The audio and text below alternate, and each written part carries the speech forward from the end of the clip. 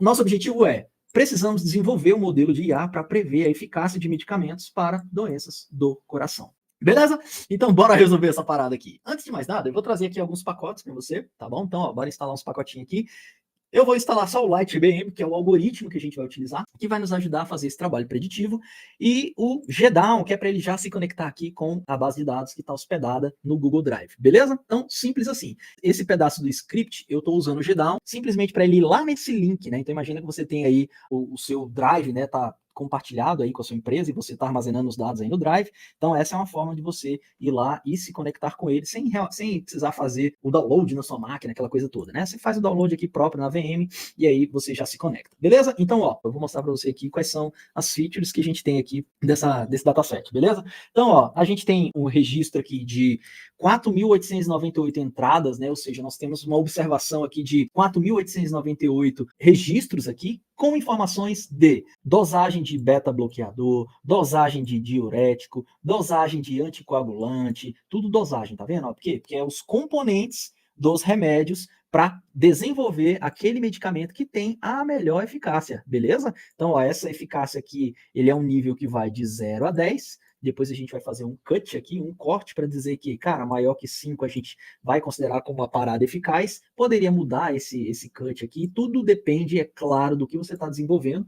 Show de bola? Mas a gente vai... Esse cara aqui é o target, que é a eficácia do medicamento. E nós temos aqui aquela galera que vai ajudar a gente aí nesse trabalho preditivo da eficácia do medicamento, que são essas dosagens aqui, tá bom? De beta-bloqueador, diurético, anticoagulante, inibidores da ECA, estatina, vasodilatador, agente antiplaquetário, bloqueadores dos canais de cálcio, nitrato, aldosterona e o bloqueador do receptor de angiotensina 2, tá bom? Então, todas features que foram consideradas importantes ali no desenvolvimento do medicamento. Show de bola? Beleza, então esses são aqui os dados, beleza? Agora é que a gente vai entrar na validação cruzada. Por quê? Porque é o seguinte, nosso objetivo aqui vai ser resolver esse problema de negócio, mas eu quero que você preste atenção na validação cruzada, no que ela produz de melhora nos resultados. Tudo bem? Então, é claro, eu não vou entrar em alguns detalhes, como, por exemplo, a gente sempre faz uma análise de dados bem profunda para compreender a relação entre as variáveis, para compreender se existe variável que vai nos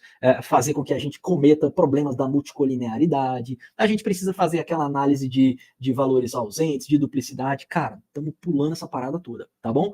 Hoje a gente vai falar de validação cruzada e eu trago esse contexto só para você lembrar onde a gente está. Show de bola? Lembrando, meu foco é você que está começando, só que a gente está exatamente olhando alguns passos diferentes daquilo que você precisa para ser um cientista de dados 8K, mano, que vai ganhar mais de R$ 8.000. Show de bola? Então, beleza. Cara, vamos aqui então para o processamento de dados. No processamento de dados, a gente vai pegar esses dados e fazer aquela separação entre o que é variável a ser explicada, né, a variável target, que é a eficácia do medicamento, e as demais. Nesse processamento de dados, a gente poderia fazer aquele trabalho de usar um algoritmo para trazer somente as melhores features para fazer a predição. A gente poderia fazer todo esse trabalho de limpeza que eu te falei, a gente não vai fazer nada disso. A gente vai só separar os dados, beleza? Então, ó, vamos separar os dados. Aqui está o target. Quem é o target? É esse cara aqui, ó, eficácia do medicamento, beleza? O restante é variável explicativa. Vou dar um cut aqui para transformar isso aqui numa parada binária, que é efetivo ou não é efetivo. Eu poderia ter deixado multiclass de 0 a 10, do jeito que já veio aqui o estudo pronto, mas enfim, isso aqui é tudo case prático. Você tem que tomar decisões e você tem que aplicar e ver o resultado. Tá bom? Então, a escolha que eu tive nesse momento vai fazer isso, e depois a gente faz aqui aquela separação aqui. Nesse caso, olha só, a gente vai fazer a separação dos dados em treino e teste aqui, tá bom? Esse aqui é o pedaço que a gente vai fazer, porque agora a gente vai entrar em 3 formas. Bora desenvolver a nossa máquina que vai prever ali a eficácia do medicamento de 3 formas. A primeira é a divisão manual, beleza? Que foi o que a gente fez aqui, a divisão manual. Depois a gente vai fazer o grid search, depois a gente vai fazer o random search, que são as 2 formas que a gente vai aqui trabalhar com a validação cruzada. Tudo bem? Beleza? Então, ótimo. O que a gente vai estar fazendo aqui? Eu vou ligar para você algumas funções para a gente metrificar o resultado. Então, por exemplo, eu vou pedir para ele fazer a conta do tempo de processamento, tá bom? Além de, ele vai fazer aqui o treinamento, vai fazer o teste e ele vai printar para a gente algumas métricas. Ele vai trazer aqui o F1 Score, também temos aulas somente de métricas, para você ter ideia, né? Isso aqui é um pedaço da parte de machine learning, da parte de inteligência artificial dentro do CD Pro, que a gente estuda ali os algoritmos e depois que a gente aprende a desenvolver, aprende ali a fazer o trabalho de treinamento, de teste, a gente ainda tem um outro pedaço que é como que eu interpreto essa parada, né? Como que eu sei que é bom, que é ruim, né? Que tá mais ou menos que eu tenho que fazer de novo. E aqui é essa parte das métricas, tá bom? A gente usa aqui a F1, Confusion Matrix, e depois a gente vai usar aqui a curva ROC também, beleza? Então, ó, o que a gente vai ter aqui como resultado é o tempo de execução, quanto tempo demorou, e as métricas para saber aqui o quão acurado é a nossa máquina preditiva de IA. Show de bola? Então, ó, eu dei o run e ele trouxe aqui para a gente até de forma rápida. Por quê? Porque a gente não trabalhou muitos parâmetros, né? Então, ó, aqui foi uma forma simples de fazer sem mexer com parâmetro, né? Então, ó, lembra que eu te falei que o modelo, o algoritmo, ele tem vários parâmetros dentro? Então, ó, é aqui o lugar onde eu coloco os parâmetros. Eu não mexi em nada, eu fiz a parada de forma simples para ter um resultado.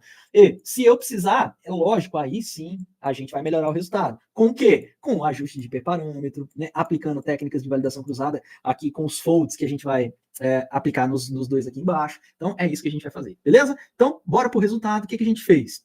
A gente executou uma parada aqui, em menos de um segundo, você viu, 0.10. Nós tivemos um F1 score de 0.78, grave esse número, tá bom? Essa medida aqui pra gente é exatamente a medida do quão bom é o nosso modelo, tá bom? Então, de 0 a 100, ele tá acertando 78 ali, ó. Do mesmo jeito aqui a curva ROC, quanto mais próximo de 100, mais ele é acurado. Então, aqui foi 0.86. Show de bola? Essa é a primeira coisa. Agora, lembra que a gente está vendo um case de saúde? E que case de saúde? A gente, né? É lógico, a gente tem uma preocupação que vai além. A exigência aqui é maior. Eu não posso colocar um remédio que às vezes vai fazer mal para a pessoa, aquela coisa toda, né? Sabe aquele pedaço da bula lá que você olha e vê lá que tem escrito, né? Efeitos colaterais? É por conta disso aqui. Os medicamentos, eles não acertam 100% não, mano. Tudo bem? Fique sabendo que você toma lá até a Novalgina lá, que você toma para dor de cabeça, ela não vai te dar 100% de certeza que vai trazer tudo de bom para você, não. Tem outras coisas que a gente nem sabe o que acontece, né? Que são ali aquelas reações adversas que acontecem. Isso com todo medicamento. Tamo junto? É claro que com o tempo passando, as pesquisas em cima de desenvolvimento de novos componentes para esses remédios, as coisas vão ficando melhor. Mas é assim que começa o trabalho. Show de bola? É o feito melhor que perfeito. Então, beleza. Agora, bora para o Grid Search. O que o Grid Search vai fazer? Ele vai utilizar aqui o mesmo modelo, é claro, né? Vou utilizar o LightGBM. E só que a gente vai pedir para ele trabalhar para a gente nesses hiperparâmetros que estão aqui. Ó. Eu vou trabalhar com os hiperparâmetros, o número de folhas, a taxa de aprendizado e o número de árvores que vão ter aqui nessa parada. Só que é o seguinte, cara, eu queria que você prestasse atenção que nós temos aqui somente três dos N hiperparâmetros que você poderia utilizar para, de uma forma geral, num contexto mais amplo, melhorar o seu resultado. Então, isso aqui é só um pedacinho de tudo que você pode aprender para melhorar essa parada, tá bom? Então, eu trouxe para você aqui, a gente poderia se aprofundar aqui, se você olhar aqui nos hiperparâmetros do LightGBM, ó, quer ver, ó? LightGBM, hiperparâmetros, você vai ver aqui que a gente tem uma infinidade de hiperparâmetros que a gente pode utilizar. Beleza? Ó, deixa eu ver se eu abro aqui, features, vou abrir aqui, ó, e você vai ver que ele tem uma porrada de coisa, quer ver, ó?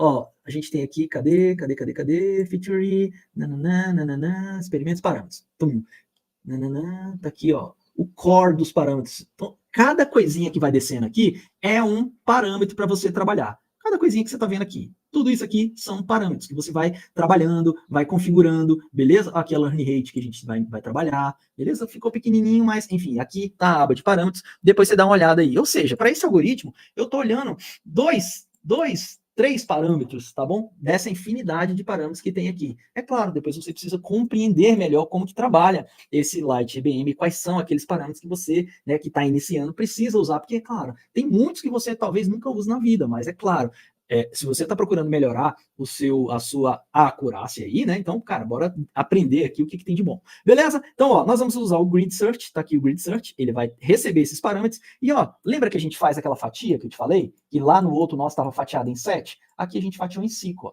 Esse é um parâmetro que nos ajuda aqui dentro do Grid Search a falar assim, cara, faz o seguinte, você fatia em 5 pedaços, beleza? E aí, desses 5 folds que ele vai fazer aqui, ele vai sempre deixar um fold para fazer a validação, beleza? Em tempo de treinamento. Show de bola? Bora fazer essa parada? Então, ó, Vamos criar essa parada aqui. E aí você vai ver que ele é mais intensivo computacionalmente falando. Você está vendo que ele ainda está rodando e o outro que não tinha esse trabalho de validação cruzada foi mais rápido? Aqui ele está fazendo os folds. Em cada um dos 5 folds ele está passando todas as combinações de hiperparâmetro que a gente colocou nessas faixas aqui em cima, tá bom? Nesse param grid.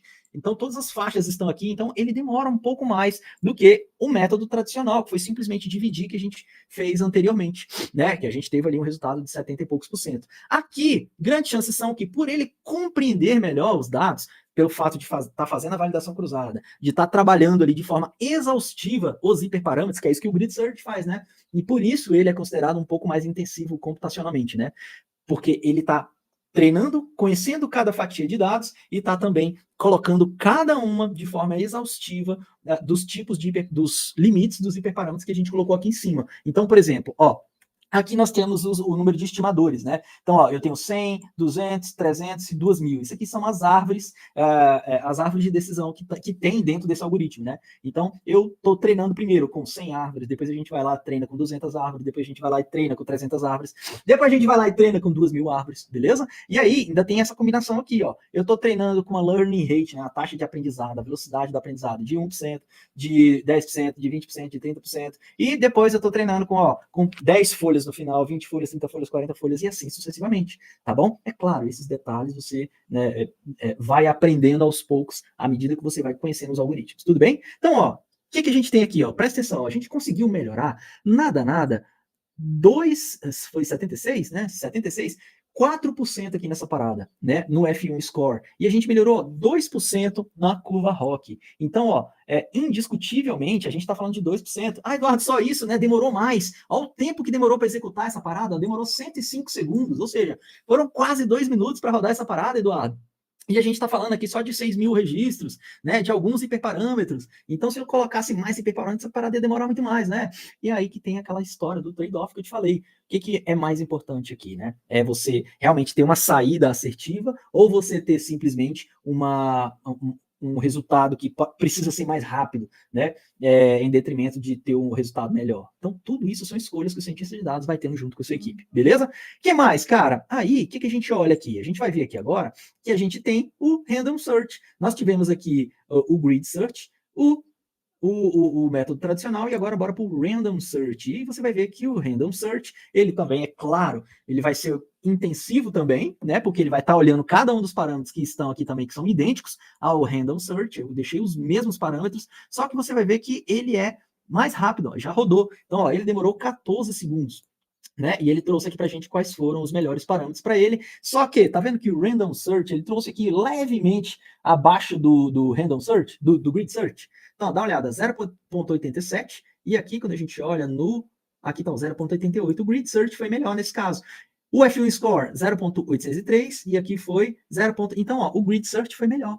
Olha que legal, né? Então, Eduardo, você está falando de coisas pequenas, mas que essas coisas pequenas, principalmente em casos de saúde, em casos de medicamento, essas coisas, cara, qualquer peninha de centavo ali já é muito importante. E isso aqui, eu já vi alunos meus, inclusive, né, tá disputando o prêmio por desenvolver a melhor máquina preditiva e perder na casa dos milésimos, né, isso, de tão importante que isso é, né? Então ele foi lá desenvolver uma máquina preditiva muito massa e por uma coisa assim, ó, um valor que estava ali na casa dos milésimos, ele deixou de ganhar alguns milhares de dólares aí, porque um japonesinho foi lá e fez a parada lá e desenvolveu, e ele ficou em segundo. Olha que louco, né? Então, vista a importância que é você ter técnicas como essa para melhorar aí o desenvolvimento das suas máquinas preditivas com IA.